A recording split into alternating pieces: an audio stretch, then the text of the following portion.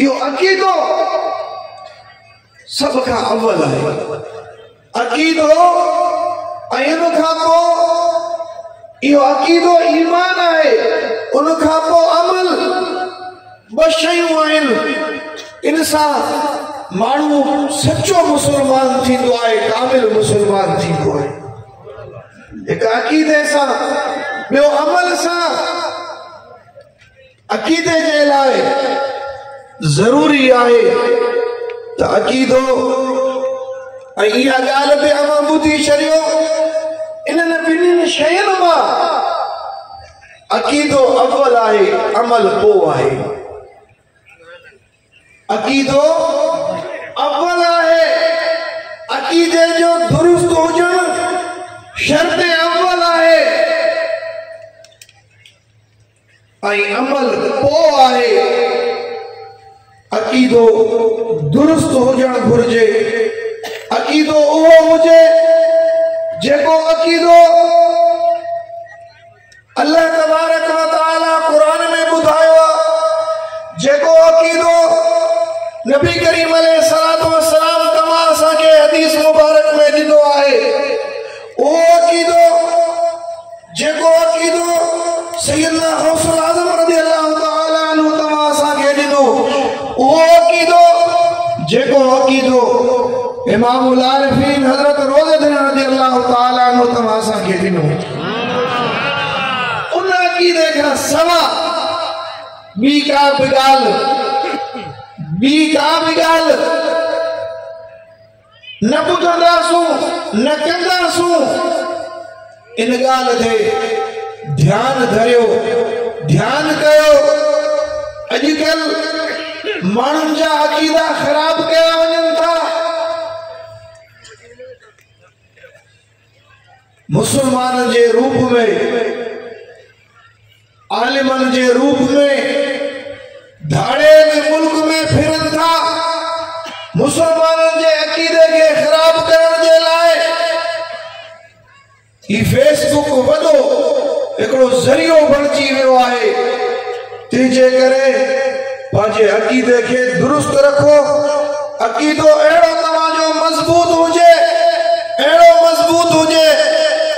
रोज़े वक़्त वारे फरमायो त हिकिड़ा मुरीद हूंदा आहिनि कख जे मिसाल।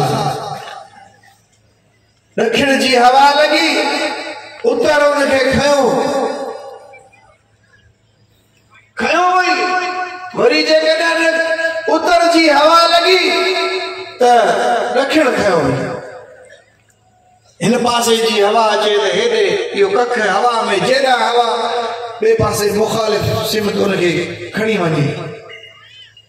ऐं हिकिड़ा वरी मुरीद हूंदा आहिनि वण जे मिसाल।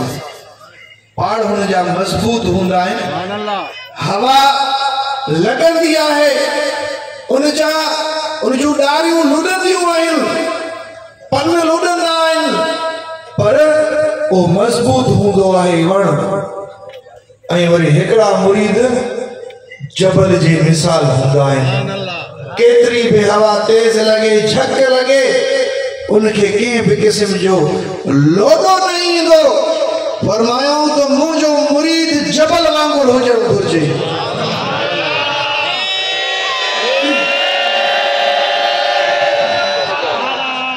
तू रोज़े वारे जो मुरीद आहीं, पंहिंजो अक़ीदो एतिरो मज़बूत रख जो दुश्मन तो में का उम्मीद न रखे। हाँ, जेकॾहिं दुश्मन तो में का उम्मीद रखी, समझ त तू कमज़ोर है। बदअक़ीद दीन जो दुश्मन जेकॾहिं उन का तो में उम्मीद रखी, समझ त तू कमज़ोर आहीं। अहिड़ो मज़बूत थी जो तो में का भी उनके उम्मीद नजर न अचे। अल्लाहु अकबर कबीरा। हज़रत काब उन्हनि टिन सहाबियुनि मां हिकिड़ो सहाबी आहे जंहिंजा नबी करीम अलैहिस्सलातु वस्सलाम हथ बंद कया। अजकल ही हथ बंद जे बाबत भी तबसरा हलन था। हथ बंद इहो सोशल बाइकाट है।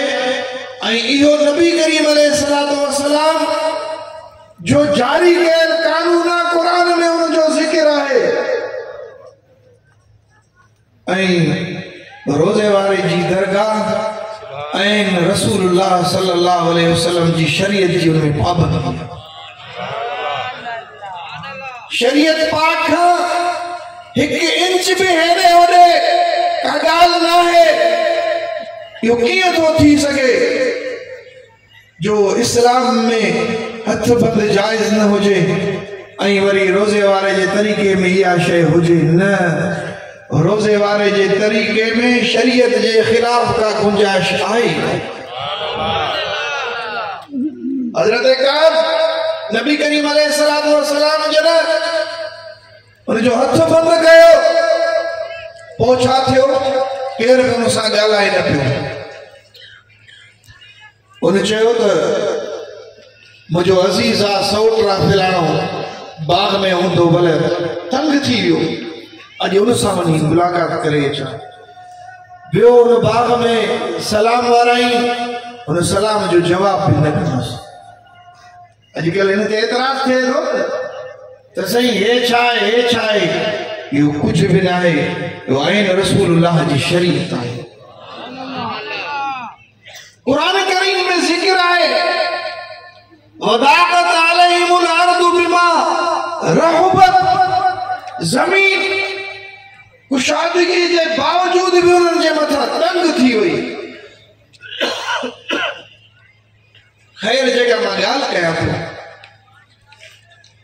एॾो परेशान थी वियो छा कयां। वो हिकिड़े दफ़े बाज़ार मां गुज़रे पियो। हिकिड़े काफ़र बादशाह जो हिकिड़ो सफ़ीर आयो ऐं उनजी पुछा पे कई त काबदाम में कहिड़ो आहे। माण्हू ॾिसुसि त हीअ वञे थो। अची उन बाज़ार में उन सां मिलियो। उनखे ख़त ॾिनई।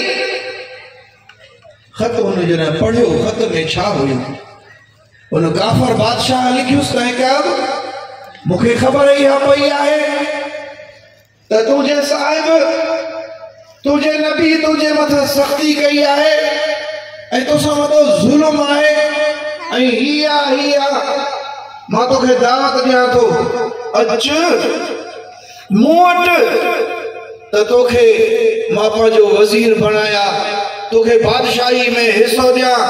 अचु त तोखे इनामनि इकरामनि सां नवाज़ियां। जेॾी महिल उन सहाबीअ खे सचो सहाबी आहे उहो ख़त जॾहिं पढ़ी त पाण खे मलामत करण लॻो। चवण लॻो आहे काब तूं एॾो कमज़ोर थी वियो आहीं जो अॼु हिकिड़ो काफ़िर तो उमेद सम्झी हुन तोड़े ख़त लिखियो आहे त तूं असांजो थी। ख़त त फाड़ी पर पाण खे मलामत करण लॻो त काब तूं एॾो तूं यानी कमज़ोर थी वियो आहीं जो दुश्मन तो में इहा उमेद रखी आहे। अल्लाह अकबर कबीरा। तंहिंजे करे पंहिंजो ईमान अक़ीदो एॾो मज़बूत रख जो तो में दुश्मन उमेद ही न रखे। अक़ीदो सब खां अव्वल आहे। अक़ीदो अक़ीदे जी दुरुस्तगी अव्वल आहे। कामयाबी जे लाइ ॿई शयूं ज़रूरी आहिनि अक़ीदो ऐं अमल। पर हिकिड़ी ॻाल्हि ॿुधी छॾियो इहो त थी सघे थो त अक़ीदो जेकर दुरुस्त आहे ऐं अमल में कोताही आहे त उनजी माफ़ी थी सघे थी मुमकिन आहे। अल्लाह साईं जेकॾहिं को गुनाहगार आहे उनजा गुनाह बख़्श फरमाए। मुसलमान आहे मोमिन आहे पर गुनाह बख़्श फरमाए मर्ज़ी वारो आहे। इहो थी सघे थो ऐं थींदो उमेद आहे पर इहो बिल्कुलु नथो थी सघे जो उनजो ईमान न हुजे। अमल भले केतिरा भी चङा करे अक़ीदो दुरुस्त न आहे के भी कम जाना है न वमा लहू फिल आखिरत मिन नसीब चंगन अमलन जो बदलो अल्लाह दुनिया में तो उनके दे शरीदो पर आखिरत में उनजे लाए को भी भागो ना ये थी न हो सके जो ईमान का सवा अकीदे जे दुरुस्तगी का सवा ईमान अकीदे जे दुरुस्तगी जो नालो है उनका सवा ये जी बख्शिश थे न बाकी जेकर अकीदो दुरुस्त है ईमान है जेकर अमल ना है तो इहो थी सके तो थियो भी है पो भी अल्लाह तबारक व तआला के जन्नत अता फरमाए तो मालिक का मर्जी एड़ो मिसाल सीरत जे किताबन में मिले तो उसैर अमर बिन साबित नाले एकड़ो अंसारी है मदीने शरीफ जो रहाकू है मुसलमान जो दुश्मन है इस्लाम जो दुश्मन है नबी करीम अलैहिस्सलातु वस्सलाम जो दुश्मन है उन जा बिया मिट अजीज सब मुसलमान थी विया पर उनके एतरी दुश्मनी इस्लाम कबूल करने लाए तैयार न हुयो इत्तेफाक से सफर पे हेल हो जदा मोटी आयो ये ओए नहीं होया जदा मुसलमान नबी करीम अलैहिस्सलातु वस्सलाम जे अगवानी में ओद जे मैदान में काफरन सा जंग में मसरूफ होया कि बाहर वेलो मदीने शरीफ पहुंचो डिठई त केर कोने को पूछा कई त फिलाओ अजीज जे तो ऊद जे मैदान में वेला जंग थी फिलाओ मत जी ओ भी वेला बुधायो फिलाओ अजीज जी ओ भी वेला आई पो अल्लाह तबारक व तआला इन जे सीने के खोलियो जदा अल्लाह ताला हिदायत नसीब फरमाए पूरी जिंदगी उन नबी करीम अलैहिस्सलातु वस्सलाम से दुश्मनी कई इस्लाम मुसलमानों जो वडो दुश्मन पर इन मौके दे अल्लाह तबारक व तआला उन जे सीने के खोलियो आई ओ कलमो पढ़ी मुसलमान थी आई सिद्धो तरार खणी घोड़े दे चढ़ी सिद्धो ओद जे मैदान सुभान अल्लाह मुसलमान काफरन सा जंग में मसरूफ है आई लड़ाई कन पिया ही भी आयो आई ही भी मुसलमान जे पारा विड़न लगो किसो मुख्तसर जंग खत्म थी मुसलमान जो इन जंग में वडो नुकसान थियो 70 मानू शहीद थिया मुसलमान जख्मी शहीद जंग खत्म थियण खां पोइ काफर भजी विया फतह पो भी काफरन जी न थी मुसलमान जो वडो नुकसान थियो यार काफर हलिया विया नबी करीम अलैहिस्सलातु वस्सलाम हुकुम फरमायो त जेके मुसलमान शहीदन उन्हनि जा लाश गॾु कयो उन्हनि जा जिस्म जेके ज़ख्मी आहिनि उन्हनि जी सार संभाल लो हिकिड़ो मुसलमान आहे उन जो ॾिठो त उसैर ज़ख्मी हालत में ऊद जे मैदान में पियल आहे ऐं मुसलमाननि जे पारां मुसलमाननि वारे मैदान में पुछीस त कर ख़बर उसैर तूं कीअं आयो आहीं तोखे कौमी गैरत हेॾे वठी आई आहे या अल्लाह जे रसूल जे मोहब्बत में आयो आहीं उनजा आख़िरी पसा हुजनि चवण लॻो त कौमी गैरत न बल्कि मूं कलमो पढ़ियो आहे मूं इस्लाम क़बूल कयो आहे मूंखे अल्लाह जे रसूल जी मोहब्बत हेॾे वठी आई इहो बि ॿुधी छॾियो जेकॾहिं मां जान छॾे वञा मुंहिंजो आख़िरियूं घड़ियूं आहिनि त मुंहिंजी जेका बि मिल्कियत आहे उहा रसूलुल्लाह सल्लल्लाहु अलैहि वसल्लम जे हवाले आहे जीअं वणे अल्लाह जो रसूल उनखे ख़र्च करे ईअं चई ऐं दम परवाज़ थी वियो गुज़ारे वियो उहो साहबी नबी करीम अलैहिस्सलातु वस्सलाम जे ख़िदमत में आयो अची करे अर्ज़ कई सभिनी खे ख़बर आहे त उसैर मुसलमान न आहे सभिनी खे ख़बर आहे त मुसलमान जो दुश्मन आहे इस्लाम जो दुश्मन नबी करीम अलैहिस्सलातु वस्सलाम जो दुश्मन उन साहबी अची करे नबी करीम अलैहिस्सलातु वस्सलाम खे अर्ज़ कयो या रसूल अल्लाह उसैरम भी ऊद जे मैदान में जख्मी हालत में आखिरी पसार में मिलियो ऐं मूं पुछमांसि तूं हिते कीअं आयो आहीं छा तोखे क़ौमी ग़ैरत हेॾे वठी आई आहे या अल्लाह जे रसूल जे मोहब्बत में आयो आहीं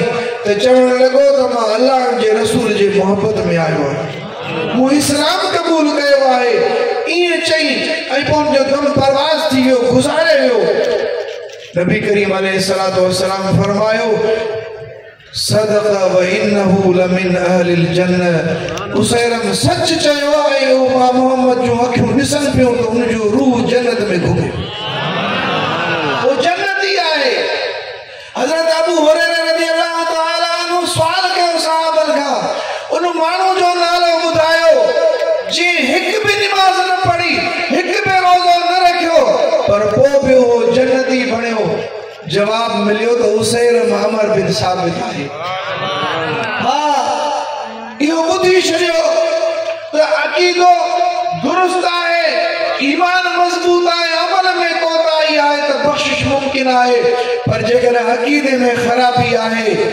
तुंहिंजो अक़ीदो अल्लाह जे मुतालिक दुरुस्त न आहे नबी करीम अलैहिस्सलातु वस्सलाम जे मुतालिक अल्लाह वारनि जे मुतालिक जेकॾहिं तुंहिंजो अक़ीदो दुरुस्त न आहे क़ुरान जे मुतालिक आखिरत जे मुतालिक अक़ीदो दुरुस्त न आहे त पोइ अमल केॾा बि भला हुजनि त पोइ उन जी कामयाबी न थी सघंदी अल्लाह ताला फरमायो ईमान वारो सच्चा मुसलमान बणिजो पक्का मुसलमान बणिजो तव्हांजो अक़ीदो बि मज़बूत हुजे तव्हांजो अमल बि सुठो हुजे तव्हांजो किरदार तव्हांजो गुफ़्तार तव्हांजो मुआशरे में उथण वेहण अहिड़ो हुजे जो तव्हांखे इन ॿुधाइण जी ज़रूरत न पवे त आउं मुसलमान आहियां तव्हांजे हिन इलाइक़े में ख़ासि करे गैर मुस्लिम घणा रहनि था घणा गैर मुस्लिम आहिनि ख़बर नथी पवे त ही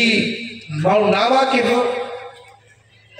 मूं जहिड़ो हुतां जो माण्हू अचे बाज़ार में मां इहो न सुञाणींदो त मुस्लमान त अस्सलाम अलैकुम चवांसि या गैर मुस्लिम त सलाम न चवांसि न ईअं न हुजणु घुरिजे तुंहिंजी सीरत तुंहिंजी सूरत तुंहिंजो किरदार अहिड़ो हुजे जो परे खां हर माण्हू ॾिसी चवे त हे नबी करीम अलैहिस्सलातु वस्सलाम जो सचो ग़ुलाम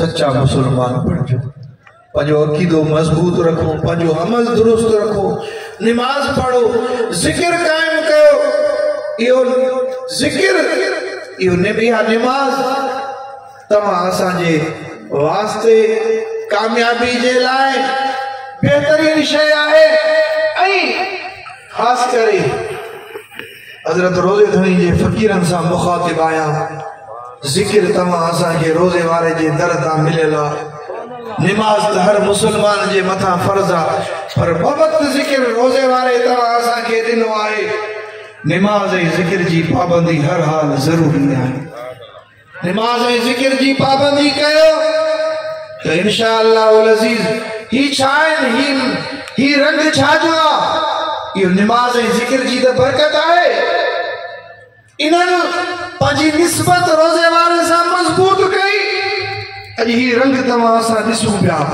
तूं बि पंहिंजी निस्बत मज़बूत कर